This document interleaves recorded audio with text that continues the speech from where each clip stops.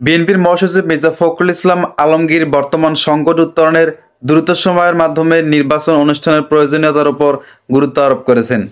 তিনি বলেছেন, নির্বাচন দেওয়াই বর্তমান সংকটের একমাত্র সমাধান। অতি দ্রুত সময়ের মধ্যে নির্বাচন দিয়ে দেশের মানুষকে এই সংকট থেকে উদ্ধার করতে হবে। বুধবার 1 জানুয়ারি বিকেলে রাজধানীর রমনার ইঞ্জিনিয়ার্স ইনস্টিটিউশন আইইবি মিলনায়তনে জাতীয়তাবাদী দল ছাত্রদলের 46তম প্রতিষ্ঠাবার্ষিকী উপলক্ষে আয়োজিত এক আলোচনা সভায় বিশেষ অতিথির বক্তব্যে মির্জা ফখরুল ইসলাম আলমগীর এসব বক্তব্য রাখেন।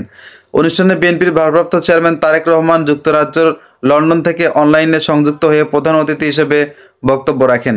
জাতীয়বাদী ছাত্রদলের সভাপতি রফিকুল ইসলাম রাকিব অনুষ্ঠানে সভাপতিত্ব করেছেন। অবাধ, সুষ্ঠু ও নিরপেক্ষ নির্বাচন অনুষ্ঠানের লক্ষ্যে ন্যূনতম যেসব সংস্কার করা দরকার সেগুলো শেষ করে নির্বাচনের ব্যবস্থা করার কথা উল্লেখ করে বিএনপির মহাসচিব বলেছেন, জাতীয়তাবাদী দলের বিরুদ্ধে ষড়যন্ত্র চক্রান্ত আবার শুরু হয়েছে। অতীতে বিএনপিকে ভাঙার অপচেষ্টা বহুবার হয়েছে, কিন্তু ভাঙতে পারেনি। মির্জা ফখরুল বলেছেন, আজকে দুর্ভাগ্যজনকভাবে বাংলাদেশে আবার সেই চক্রান্তের খেলা শুরু হয়েছে, যেটা অতীতেও হয়েছে বহুবার। বাংলাদেশ নিয়ে আমরা আবারও দেশে বিদেশে ষড়যন্ত্র শুরু হয়েছে, যারই ফলে আমরা শহীদ প্রেসিডেন্ট জিয়াউর রহমানকে হারিয়েছি। দেশনেত্রী বেগম খালেদা জিয়াকে 6 বছর কারাগারে থাকতে হয়েছে, যার ফলে তারেক রহমানকে এখনো পর্যন্ত বিদেশে থাকতে হচ্ছে। এই চক্রান্ত আবার শুরু হয়েছে। এই ষড়যন্ত্র সফল হবে না বলে জানিয়েছেন বিএনপির মহাসচিব।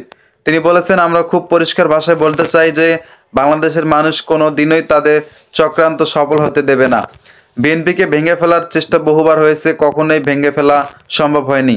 বিগত তথাকথিত নির্বাচনের সময়ও চেষ্টা হয়েছে, একটা ছাড়া দুইটা লোককে তারা সরিয়ে নিতে পারেনি। কারণ বিএনপির যে রাজনীতি, এটা এ দেশের মানুষের রাজনীতি। সে রাজনীতির দেশের স্বাধীনতা, সার্বভৌমত্ব এবং গণতন্ত্র, এই 3টি জিনিসের ওপর বিএনপির রাজনীতির মূলনীতি। মির্জা ফখরুল ইসলাম আলমগীর আরও বলেছেন যে আজকে যারা বলেছেন বিএনপি সংস্কার চায় না, তারা ইতিহাস ভুলে গেছেন। 31 দফা নিয়ে আমাদের নেতারা গ্রামে গ্রামে গেছেন এবং এখনও যাচ্ছেন। শহীদ প্রেসিডেন্ট জিয়াউর রহমানের বহুদলীয় সংস্কারের মধ্য দিয়ে বিএনপির জন্ম হয়েছে উল্লেখ করে তিনি বলেছেন, আমরা মনে করি সংস্কার চলমান প্রক্রিয়া। মানুষের প্রয়োজনের সঙ্গে সংশ্লিষ্টতা বজায় রেখে সংস্কার বিষয়টি আনতে হবে। সংস্কার নাম করে এমন কিছু হতে দিতে পারি না যেটা আমাদের গণতন্ত্রকে বাধাগ্রস্ত করবে।